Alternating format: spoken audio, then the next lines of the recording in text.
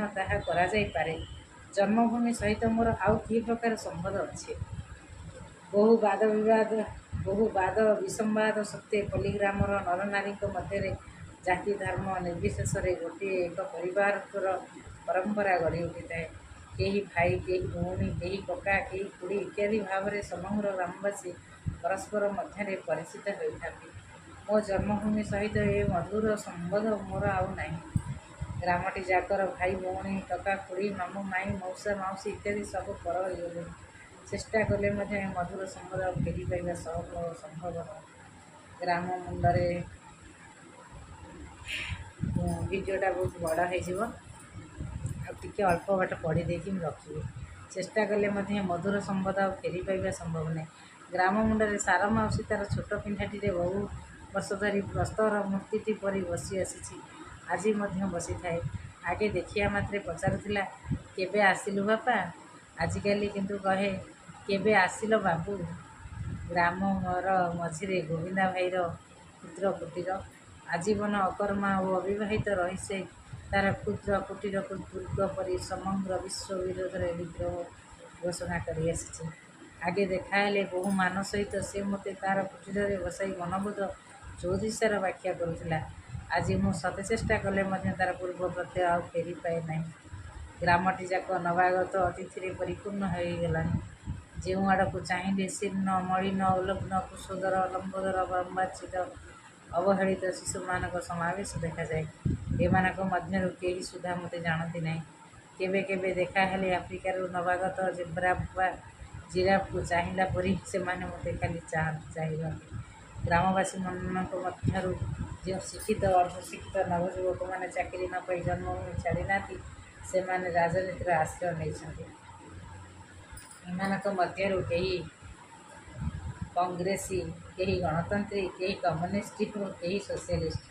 ଯଦି କେହି ଏହି ରାଜନୈତିକ ମତବାଦ ମଧ୍ୟରୁ କୌଣସିଟିର ଅନ୍ତର୍ଭୁକ୍ତ ନୁହେଁ, ତାହେଲେ ସେ ଏମାନଙ୍କ ମଧ୍ୟରେ ସୁଦ୍ଧା ଅନ୍ତର୍ଭୁକ୍ତ ନୁହେଁ।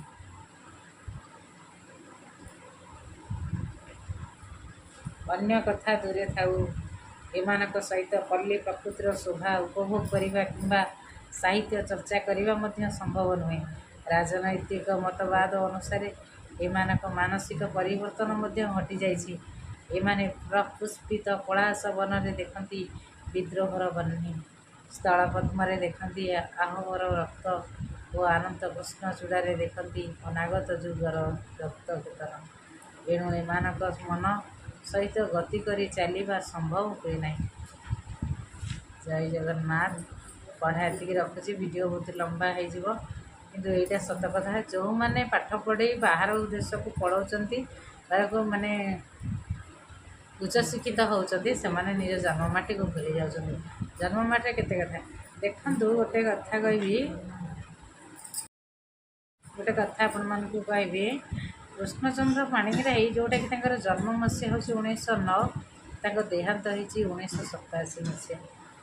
1909 ମସିହାରୁ 1987 ମସିହା ଭିତରେ ସିଏ ସେତେବେଳରେ ଗାଁ ଲୋକଙ୍କର ଫରକଟା ସେ କ'ଣ ଜାଣିପାରୁଥିଲେ?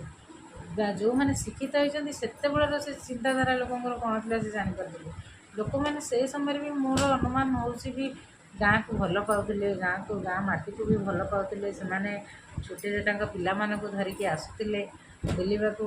ସେଇ ସମୟର କଥା ବି ମୁଁ ତ ଜନ୍ମ ନାହିଁ ମୋର, କାହିଁକିନା ମୁଁ 1987 ଦେଇଛି, ମାନେ 1900 ପର ଯେତେବେଳେ ମୋର ଗୋଟେ ଜ୍ଞାନ ହେଇଛି ସେଇ ସମୟର କଥା କହିବି।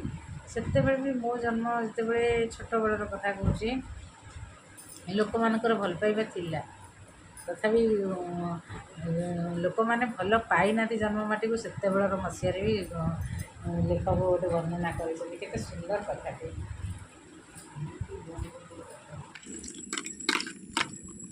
ଆଳୁ ବାଇଗଣ ଚକଟା, ପଖାଳ ଭାତ ମୋ ପୁଅ ଖାଉଛି।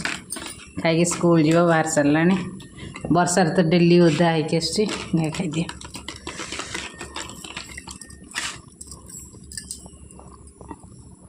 ଜୟ ଜଗନ୍ନାଥ ସାଙ୍ଗମାନେ। ଆଶା କରୁଛି ଆପଣମାନେ ସମସ୍ତେ ଭଲରେ ରହିଥିବେ। ମୁଁ ବି ଭଲ ଅଛି। ଏବେ ସବୁ ପୂଜା ସାରିକି ପଳେଇ ଆସିଲେଣି। ବହୁତ ସମୟ ବି ଏଠି ବିତିଗଲାଣି। ପୁଅକୁ ଖାଇବାକୁ ଦେଲି, ସିଏ ଖାଇକି ସ୍କୁଲ ପଳେଇଲା। ଏବେ ଯାଉଛି ଖରାବେଳ ପାଇଁ ରୋଷେଇ କରିବି। ଆପଣମାନଙ୍କ ସହିତ ଟିକେ କଥା ହେଇଯିବି ଭିଡ଼ିଓ ଆରମ୍ଭ କଲି।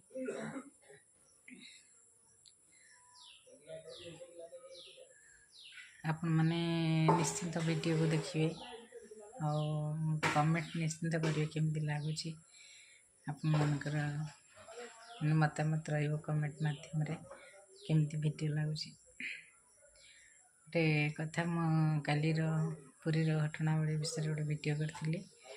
ଆଜି ସେଇ କଥା କହୁଛି। ଦେଖିବେ, ଯେତେବେଳେ ଆମେ ଗୋଟେ ସ୍କୁଲ ପାଠ ପଢ଼ିଲା ସମୟରେ ବି କଥା କହୁଛି, ଆମେ ଯେତେବେଳେ ଗୋଟେ ଲାଇନ୍ ହେଇ ଠିଆ ହେଇଥିବା ନା, ସେତେବେଳେ ଦେଖିବେ ଗୋଟିଏ ପିଲା ଷ୍ଟାର୍ଟ କରିବ ପିଲିବା। ମାନେ ଗୋଟେ କୌଣସି ଫଙ୍କସନ୍ରେ ଆମେ ଲାଇନ୍ ହେଇ ଠିଆ ହେଇଛନ୍ତି, ପଛରେ ଗୋଟେ ପିଲା ଷ୍ଟାର୍ଟ କରିବ ପିଲିବା ଆରମ୍ଭ କରିବ। ସେଇ ଗୋଟିଏ ପିଲାରେ ଶହ ଶହ ପିଲାମାନେ କରେଣ୍ଟ ପଳେଇଲା। ପିଲାମାନେ ସବୁ ତଳେ, କିଏ ତଳେ ପଡ଼ିଯିବ, କିଏ ଆଗେଇଯିବ, ଠେଲିଯିବ, ସେ ତାର ମଜା ନେବ। ଜଣକୁ ଠେଲି ଦେଲା ପରେ କେତେ ପିଲା ସବୁ ବ୍ୟତିକ୍ରମ ହେଇଯିବେ ଲାଇନ୍ରୁ, ସେ ମଜା ନେବ। ସେମିତି